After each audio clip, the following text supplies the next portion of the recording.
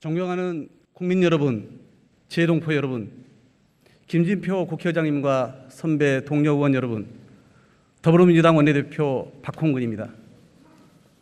새 정부가 출범한 지 2달이 지났습니다. 우리 국민은 대선에서 누구를 선택했던지와 별개로 새 정부의 국정 운영에 힘을 실어줍니다. 새로운 시작은 누구에게나 희망과 기대를 갖게 하기 때문입니다. 40.3%의 득표율로 당선된 김대중 대통령의 취임 초기 지지율은 71%였습니다. 48.6%의 득표율로 당선된 윤석열 대통령의 최근 지지율은 32%입니다. 지난 대선에서 윤석열 후보에게 투표한 국민의 3분의 1이 지지를 철회한 것입니다. 곧 30%도 무너질 것이라는 예측마저 나옵니다. 출범한 지 2달 만에 새 정부의 국정 운영 지지율이 정권 말기의 레임덕 수준입니다. 이런 초유의 상황에 대해 윤석열 대통령은 지지율은 의미가 없고 국민만 생각하겠다고 합니다. 국정 운영 지지율이 국민의 여론인데 윤석열 대통령이 생각하는 국민은 도대체 어느 나라 국민입니까?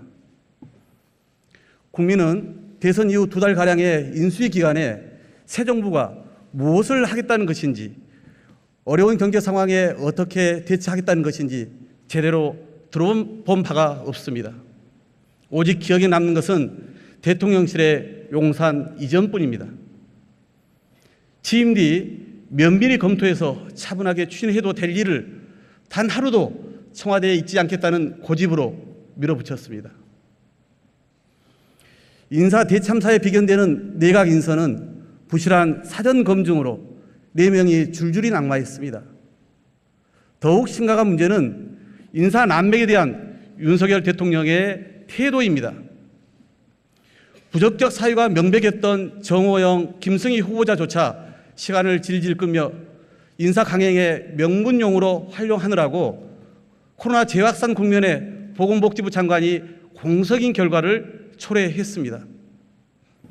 만취 운전 경력 등으로 낙마 사유가 분명한 박순애 교육부총리의 임명을 강행하면서 언론과 야당의 공격을 받느라 고생 많았다며 공직 후보자의 당연한 검증 과정에 대해 부당하다는 식으로 반응했습니다. 잇따른 부실 인사로 지적을 받자 전 정권에서 지명된 장관 중에 이렇게 훌륭한 사람 봤냐며 반문도 했습니다.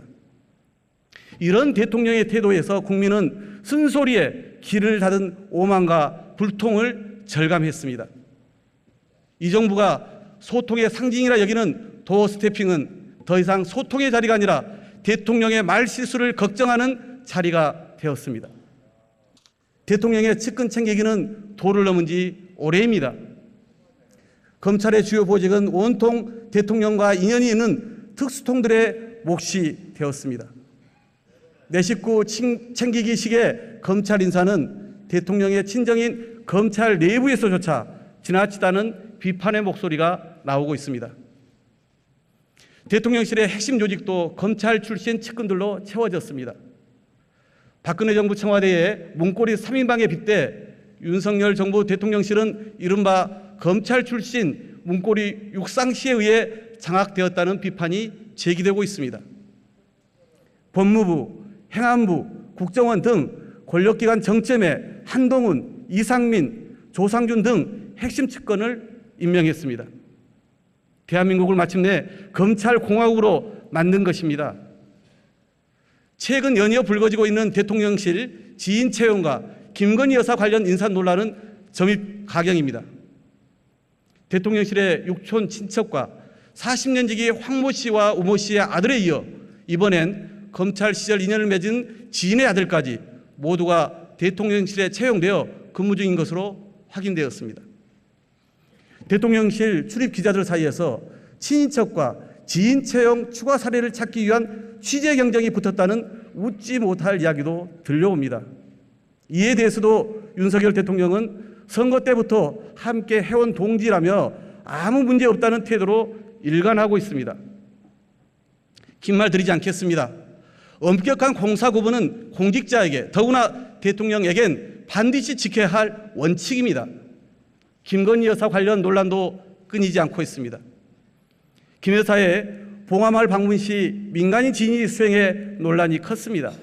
그럼에도 불구하고 대통령의 해외 순방에 인사비서관의 부인이 민간인 신분으로 1호기에 탑승하고 영부인 관련 업무를 처리한 일마저 벌어졌습니다. 성비 논란이 있음에도 대통령실 내부 운영과 인사 채용을 책임지는 총무비서관에 윤재순 전 대검 과장을 임명한 것이 바로 이런 이유 때문입니까? 대통령 가족과 친인척, 측근 비리는 정권뿐 아니라 나라의 불행까지 초래합니다. 박근혜 정부 시절 청와대의 공적 시스템을 무력화시킨 비선실세 최순실의 국정농단은 헌정사상 초유의 대통령 탄핵으로 이어졌습니다. 경고합니다. 사적 채용, 측근 불공정 인사 등으로 드러나고 있는 대통령의 권력의 사유화는 반드시 대가를 치르게 됩니다. 특히 김건희 여사와 관련된 논란과 국민의 우려에 윤석열 대통령은 귀를 기울여야 합니다. 조용히 내조만 하겠다던 대통령의 부인이 대통령도 어쩌지 못하는 권력의 실세라는 말까지 나와서야 되겠습니까? 나라와 국민을 생각하는 충정으로 윤석열 대통령께 간곡히 그리고 엄중하게 말씀드립니다.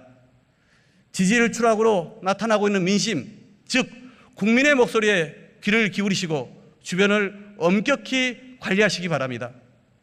정부가 출범하자마자 정치기획 수사가 연이어 본격화되더니 이제 서해 공무원 사건, 탈북 흉악범 추앙 사건 등 종북몰이로까지 나아가고 있습니다. 지지율의 급락은 권력 사유와 인사 난맥, 경제 민생 무능에 더해 대통령의 오만과 불통이 더해진 결과입니다. 정치보복성 기획수사와 구시대적 종북몰이로는 국면 전환에 결코 성공할 수 없습니다. 오히려 국정 운영의 동력을 상실한 수준의 더 큰 국민적 비판과 저항에 직면하게 될 것입니다. 대통령의 권력은 자기 주변 사람 챙기라고 국민으로부터 위임받은 것이 아닙니다. 대통령과 정부 여당이 지금 당장 해야 할 일은 첫째도 민생, 둘째도 민생, 셋째도 민생입니다. 정치와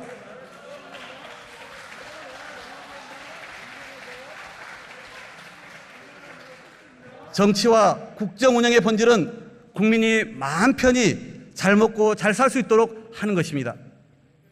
더구나 지금은 비상한 경제 상황으로 대다수 국민이 불안하고 삶이 벼랑 끝에 내몰리는 위기 국면입니다. 윤 대통령과 정부 여당에 촉구합니다. 국정 운영의 기본으로 돌아오십시오. 무엇보다 경제와 민생에 집중하십시오. 원내 제1당인 더불어민주당은 경제와 민생을 제대로 챙기는 일이라면 초당적으로 협력할 것임을 분명히 말씀드립니다.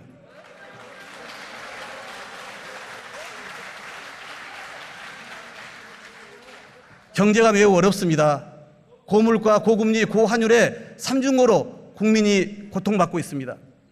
소비자 물가지수는 지난달 6% 상승해서 IMF 경제 위기 이후 24년 만에 최고치를 기록했습니다.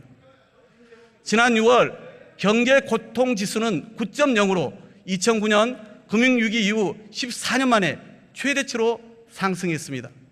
우크라이나 전쟁과 글로벌 공급망 교란으로 인한 고유가, 원자재 곡물 가격 상승에 대해 달러 강세로 인한 환율 상승은 수입 물가 지수를 끌어올리고 있습니다. 고통스러웠던 코로나19의 긴 터널을 이제 막 벗어나려는 시점에 또다시 재확산 추세가 심각합니다. 이제 장사가 좀 된다며 희망을 가지셨던 동네 가게 주인의 탄식이 참으로 제 가슴을 아프게 합니다. 직장인들은 점심 한 끼 식당 가는 것도 부담스러워 구내 식당을 찾습니다. 편의점 도시락 판매는 전년 대비 40% 이상 증가하고 있습니다. 5만 원 지폐 한 장으로는 기름통의 절반도 채우기 어려운데 차량으로 생업을 하는 분들은 고스란히 그 부담을 져야 합니다. 장바구니 물가 상승은 사상 최고치라는 소비자 물가지수 상승에 비할 바가 아닙니다. 걱정스러운 것은 지금의 고물가, 고유가, 고환율 상황이 당분간 지속될 것이라는 점입니다. 더욱 두려운 것은 금리 상승의 속도와 폭입니다. 한국은행은 올해만 4차례의 금리를 인상하면서 사상 처음으로 0.5%포인트 빅스텝도 단행했습니다. 하지만 이게 끝이 아닙니다. 미국 연준은 지난달 28년 만에 0.75%포인트의 자이언트 스텝 금리 인상에 이어 이달 말에는 1%의 금리 인상, 즉 울트라 스텝을 결정할 것이라는 예측까지 나오고 있습니다. 한미 간 금리 역전이 현실화되는 상황에서 한국은행의 추가 금리 인상은 불가피합니다. 세계 경제의 불안정성과 고환율 기조가 지속된다면 한국 자본시장에 투자된 외국인 자금의 순유출도 지속될 것입니다. 2008년 리먼 브라더스 사태로 촉발된 전 세계적인 금융위기 이후 초저금리와 양적 완화가 만들어낸 유동성 잔치가 끝나가고 있습니다. 우리나라도 2020년 3,200을 넘었던 코스피 지수는 2,300선이 위협받고 가상자산 시장은 고점 대비 3분의 1 수준으로 폭락했습니다. 작년까지 폭등을 걱정했던 부동산 시장 역시 하락세로 돌아서서 내년이면 폭락을 걱정해야 하는 상황이 도래할 가능성이 높습니다. 주식담보대출과 연끌로 주택을 매입했던 국민들은 고금리로 인해 원리금 상환이 부담스러워지고 담보가치 하락에 울며 겨자 먹기식으로 집을 매도해야 하는 상황에 내몰릴 수 있습니다. 이미 작년 말 기준 1,800조 원을 넘어서 GDP 대비 세계 1위인 가계부채 문제는 그야말로 시한폭탄입니다. 금리 인상으로 대출금리가 7%가 되면 소득에서 최저생계비를 빼고 원리금도 갚지 못하는 국민이 190만 명이 넘을 것이라고 합니다. 코로나 상황에서 대출로 가계 운영 자금을 충당했던 자영업자, 벼락거지 신세를 면해보겠다고 소액 대출이라도 해서 주식과 가상자산 투자에 나섰던 2030 청년들, 두 차례 금융위기 때보다 더 많은 신용불량자가 양산될지 모를 심각한 위험이 다가오고 있습니다. 문제는 이런 어려움이 이미 대선 전부터 예고되었다는 것입니다. 미국 연준의 금리 인상 기조도 지난 2월 말 발발한 우크라이나 전쟁이 물가에 미칠 영향도 모두 예상된 것이었습니다. 그런데 윤석열 정부는 대선 이후 인수위 2달 동안 허송세월만 했습니다. 대통령실 용산 이전을 강행하느라고 정작 챙겨야 할 경제와 민생은 뒷전이었습니다. 취임하고 한 달이 지나서야 부랴부랴 5대 부문 구조계획을 담은 새 정부의 경제정책 방향을 발표했지만 사회적 합의도 안 된 이런 중장기 구조개혁이 과연 지금 당장 어려움을 겪고 있는 국민을 위한 대책이 되겠습니까? 당장 숨 넘어가는 사람에게 목숨 살릴 처방은 하지 않고 체질 개선하라고 주문하는 셈입니다. 국민의 고통을 외면한 참으로 한가한 태도입니다. 경제는 비상 상황이고 민생은 깊은 위기 속에 놓여 있는데 정작 대통령은 보이지 않습니다. 대선 이후 넉 달, 취임 후 2달이 지난 이달 초에야 대통령은 비상경제 민생 대책회의를 주재했습니다. 지금의 어려움은 구조적이고 외부적 요인이 크게 작용하는 것 맞습니다. 대책 마련이 쉽지 않은 것도 사실입니다. 그러나 경제는 심리라는 말이 있는 것처럼 어려울수록 대책과 비전을 제시해 국민과 각 경제 주체들을 안심시켜야 합니다. 오직하면 쇼라도 하라는 말이 나오겠습니까? 비전을 제시해 희망을 주는 것이 대통령으로서 해야 할 일입니다. 국난에 비유되었던 IMF 경제위기 직후 김대중 대통령은 취임사에서 말씀하셨습니다. 우리 모두는 지금 땀과 눈물과 고통을 요구받고 있다며 말을 잇지 못하고 눈물을 삼키면서도 정부를 믿고 견뎌낸다면 반드시 극복하겠다고 결연한 의지를 보여주셨습니다. 그리고 IMF 역사상 최단기간인 1년 만에 조기 졸업을 해냈습니다. 경제가 위기일 때, 그로 인해 국민이 고통을 감수해야 할 때 대통령이 국가의 지도자로서 해야 할 일은 바로 그런 모습입니다.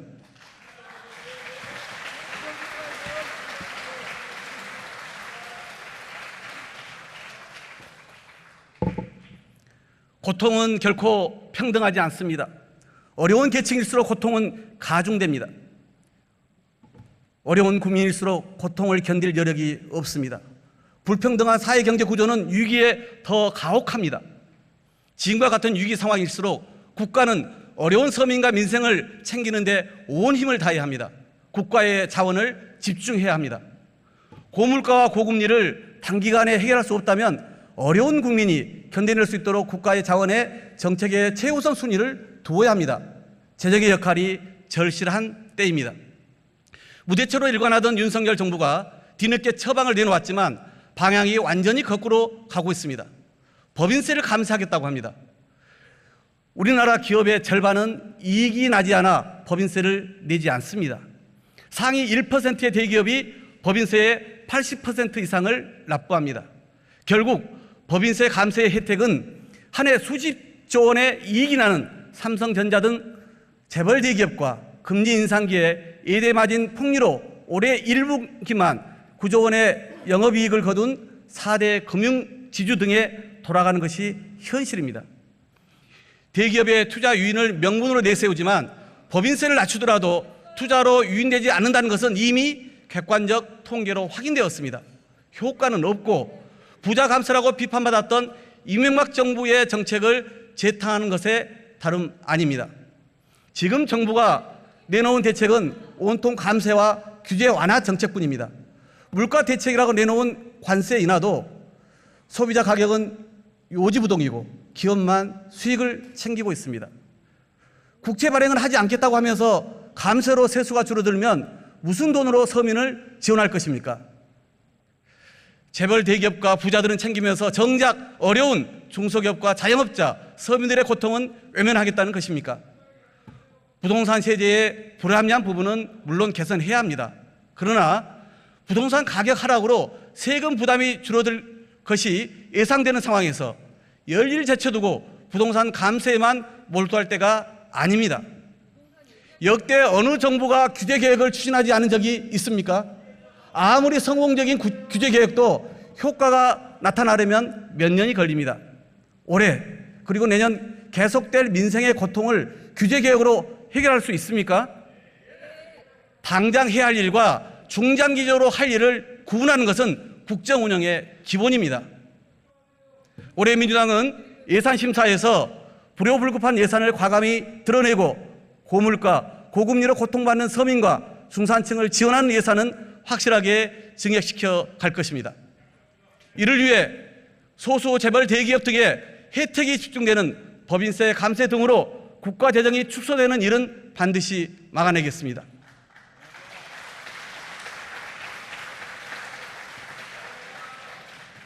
민주당은 지난 한 달 넘게 민생 우선 실천단을 가동하여 시급하게 처리할 민생 입법 과제를 선정했습니다. 유류세 대폭이나 근로자 식비 비과세 한도 인상, 소상공인 코로나 피해 지원 확대, 화물자동차 안전운임제 일몰제 폐지, 중소기업 납품단가 연동제 도입, 장애인 이동권 보장, 대중교통비 한시적 환급 등입니다. 여야가 합의한 국회 민생경제특위와 해당 상임위가 가동되는 대로 관련 입법을 우선적으로 처리하겠습니다.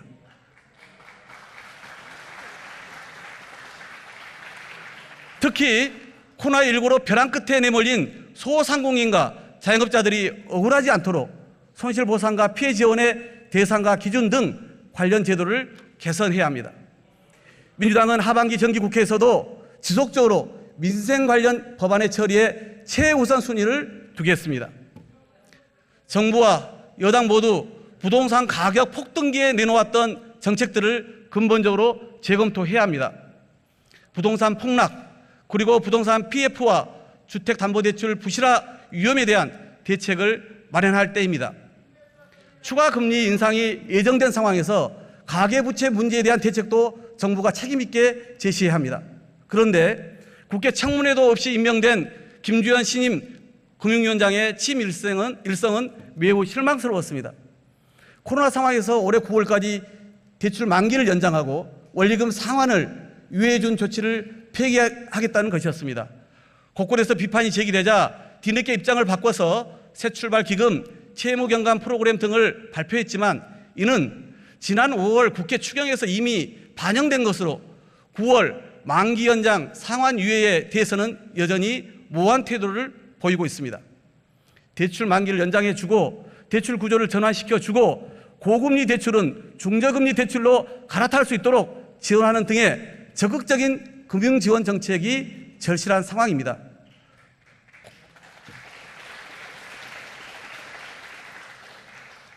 코로나 국면에 어렵게 버텨온 중소기업, 자영업자, 서민들이 파산하건 신용불량자가 되건 빚독촉에 시달려 생의 마지막 순간에 내몰리건 그냥 방치하겠다는 것이 윤석열 정부의 정책이 아니길 바랍니다.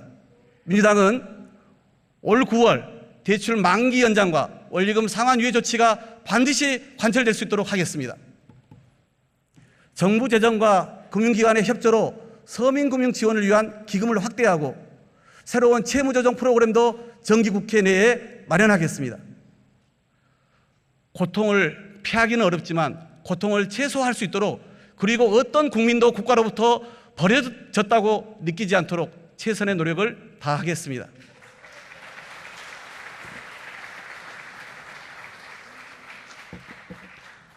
존경하고 사랑하는 국민 여러분, 민주당은 지난 대통령 선거와 지방선거에서 표출된 민심을 겸허히 받아들입니다. 2017년 대선 이후 연이은 선거 승리, 특히 압도적인 총선 승리와 의석수의 치에 오만과 독선에 빠지지 않았는지 깊이 성찰합니다. 무엇보다 국민의 삶을 개선하는 데 부족함이 많았습니다. 부동산 가격 폭등은 물론이고 불평등과 양극화의 심화, 그로 인해 세대와 계층, 성별에서 제각기 겪고 있는 국민의 고통을 집권당이면서도 제대로 책임지지 못했습니다. 또 한편으론 이중적 태도와 행보로 국민께 실망을 드렸습니다. 국민이 민주당에 고개를 돌리게 된 원인 하나하나를 허투루 넘기지 않겠습니다. 철저히 반성하고 새롭게 거듭나겠습니다.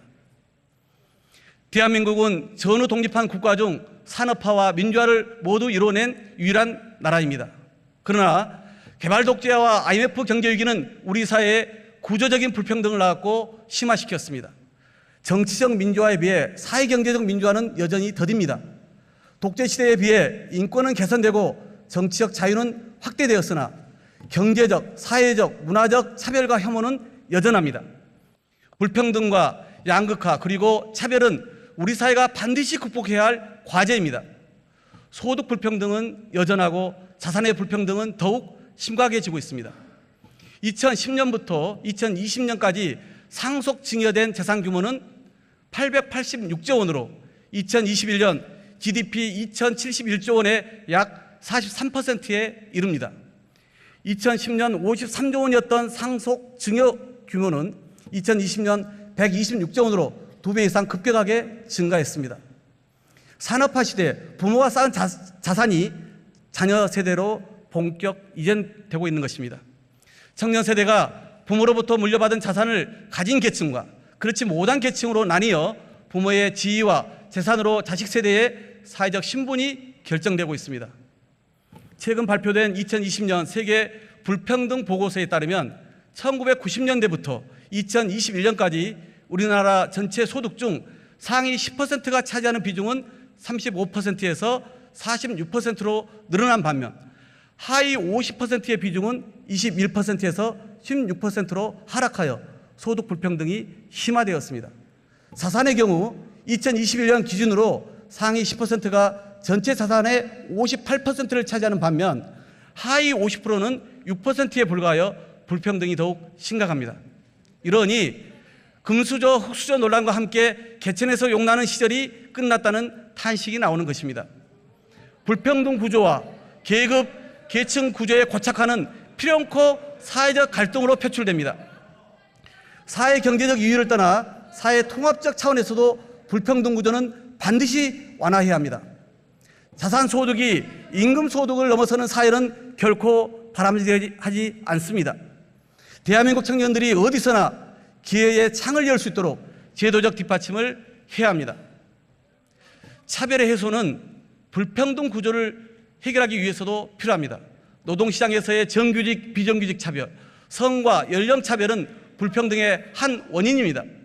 또한 차별은 경제적 차원에서만 존재하지 않습니다. 우리 사회에는 동거가족, 입양가족, 한부모 가정, 재혼가족 등 여러 형태의 가족이 존재합니다. 하지만 다양한 가족 구성원을 차별과 편견, 혐오의 대상으로 바라보는 시선이 여전합니다. 냉전 시대에 이념적 혐오를 넘어 지향과 견해의 차이를 두고 극단적 혐오 또한 난무하고 있습니다. 여성, 장애인, 이주 노동자 등 차별의 대상은 확대되고 있습니다.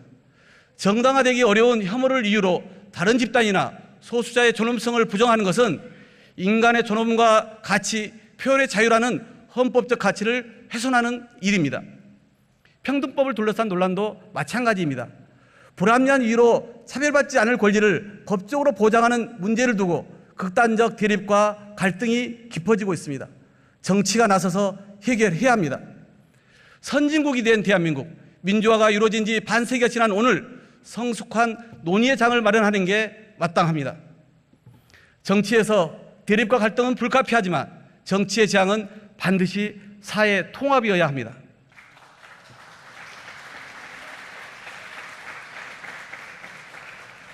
이념과 지역으로 갈라졌던 대한민국이 또다시 계층과 세대, 젠더로 갈라져서는 안 됩니다.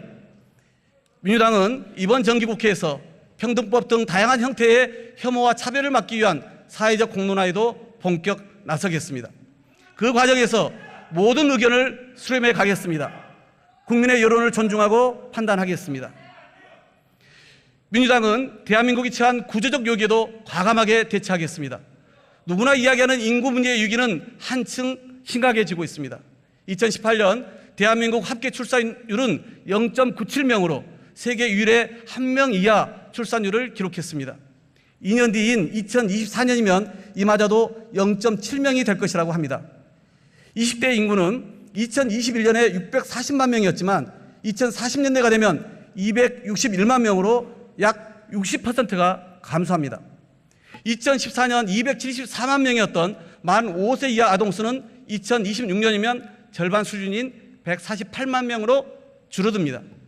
국내 소비 시장은 축소되고 보육시설과 보육교사는 물론 초중등 교사와 교실이 남아돌게 됩니다. 2021년 기준 대학 정원은 48만 명인데 20년 뒤 대학 입학생은 20만 명에도 못 미칠 것으로 예측됩니다. 군 징집 자원도 채 10만 명이 안 되어 현재의 병력 규모는 아예 유지가 불가능해질 것입니다. 지난 대선에서 민주당이 공약한 선택적 모병제 도입을 본격 검토해야 하는 상황입니다. 저출생 문제는 대한민국의 미래를 위협하는 최대의 위기 요인입니다. 결코 애면할 수 없는 문제이고 근본적인 대책 마련이 필요합니다. 국가 돌봄 책임제를 과감하게 도입해야 합니다. 육아휴직제를 실질적으로 제도화해야 합니다. 공교육 범위를 대폭 확대하고 정부가 공급하는 택지에는 공공임대와 1, 2인 가구형 주택 공급을 확충해야 합니다. 인구 감소로 인한 소멸 위험 지역이 2015년 80곳에서 2022년 113곳으로 늘어 전체 228개 시군구의 절반 수준에 육박했습니다. 앞서도 지적했지만 인구 문제는 지역 간 불평등에 더해져 수도권 과밀과 지방 소멸이라는 양극단의 위기를 낳고 있습니다. 국토균형 발전과 농촌 살리기, 농업 지원도 국가적으로 절체절명의 과제가 되었습니다. 저출생과 함께 세계사에서 가장 빠른 속도로 진행되고 있는 고령화 역시 우리 사회의 위기 요인입니다. 고령화는 빠른 속도로 복지 비용 증가를 초래할 것입니다. 2030 세대의 인구 비중은 급감하는데 복지 비용이 증가하면 미래 세대가 그 부담을 감당하기 어렵게 됩니다. 지금부터 적정 부담, 적정 급여의 구조로 복지 시스템을 근본적으로 개혁해야 합니다. 연금 개혁도 국민연금만이 아니라 기초연금, 국민기초생활보장법 등을 포함해 전반적인 노후소득 보장 체계 개편과 함께 가야 합니다. 더 나아가 저출생, 고령화, 4차 산업혁명 등 산업구조와 노동시장의 변화에 조응해서 전 국민의 기본적인 생활을 보장하는 적정선과 제도를 마련해야 합니다. 인구정책은 민주당만의 문제가 아닙니다.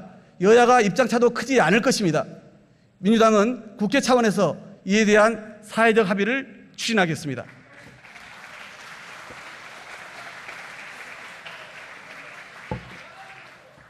지구적 기후변화는 위기이자 기회입니다.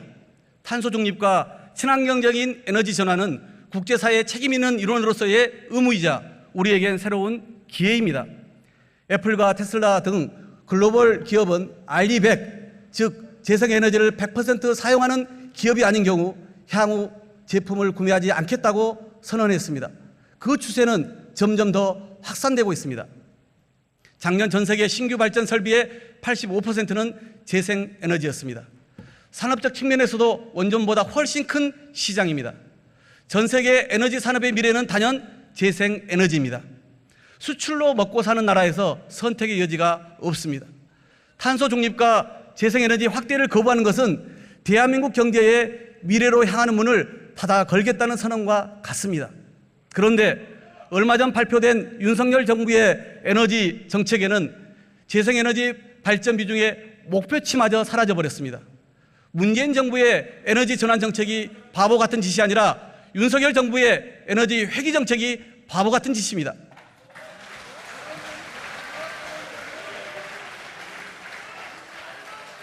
민주당은 탄소 중립을 향한 전 지구적 과제에 기꺼이 동참하겠습니다.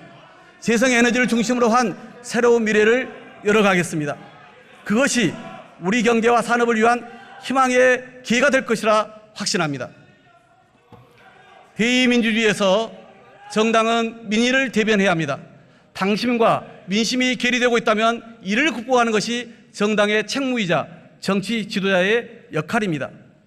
복수 정당제에서 각 정당은 누구를 대변하는지, 지향하는 가치가 무엇인지 분명히 해야 합니다. 서민과 중산층을 대변해온 민주당의 정체성, 복지국가와 경제민주화를 지향하는 민주당의 가치를 지켜내고 시대의 변화에 맞게 발전시켜 나가겠습니다. 불평등과 차별을 넘어서고 저출생과 고령화의 위기에 담대하게 대처하겠습니다.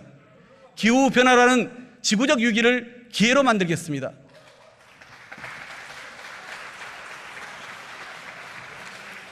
존경하고 사랑하는 국민 여러분, 민주당은 민심의 바다에서 진보의 가치를 지향하며 대한민국의 미래를 열어가는 진보적 대중정당으로 거듭나겠습니다. 국민 여러분께서 민주당의 부족한 점은 질책하시면서도 민주당이 새로운 미래를 담대하게 열어갈 수 있도록 늘 함께해 주시길 간곡히 부탁드립니다. 감사합니다.